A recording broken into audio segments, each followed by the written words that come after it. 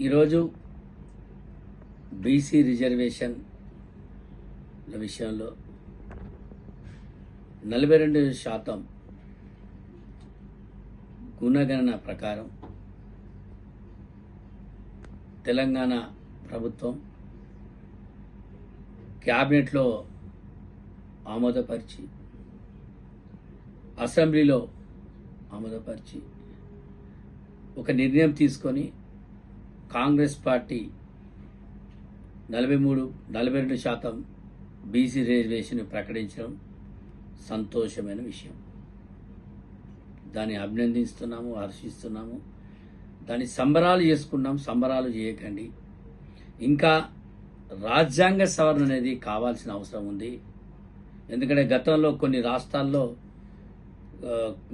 బీహార్, కేరళ, కర్ణాటక కొన్ని రాష్ట్రాల్లో అక్కడ రాష్ట్ర ప్రభుత్వాలు ఆమోదం తెలిపి అసెంబ్లీలో తీర్మానం చేసి క్యాబినెట్లో తీర్మానం చేసి పంపినవి కూడా కొన్ని జాతీయ స్థాయిలో రాజ్యాంగ సవరణలు కాక బీసీ గుణగణన జరగలేకపోవడం ఉన్న రాష్ట్రాలున్నాయి. కనుక మనం ఒకటే గ్రహించాలి.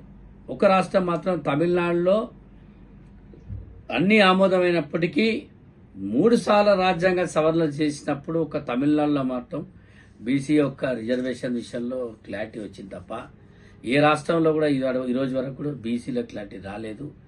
తొందరపడకండి. ఇంకా ఉద్యమం చేయాల్సిన అవసరం ఉంది. బీసీలు ఐక్యం కావాల్సిన అవసరం ఉంది.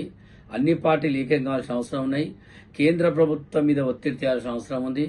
కేంద్రం యొక్క సపోర్ట్తోని రాజ్యాంగ సవరణతోనే 42% బీసీల రిజర్వేషన్ సాధించుకోగలుగుతాం తప్ప కేవలం ఇప్పుడు జరిగిన వాటికి ఓన్లీ హర్షించాలి తప్ప పెద్ద ఆనందపడాల్సిన విషయం కాదు. దయచేసి బీసీలారా గ్రహించండి, ఆలోచించండి.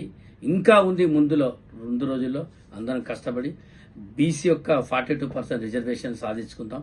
జై బీసీ.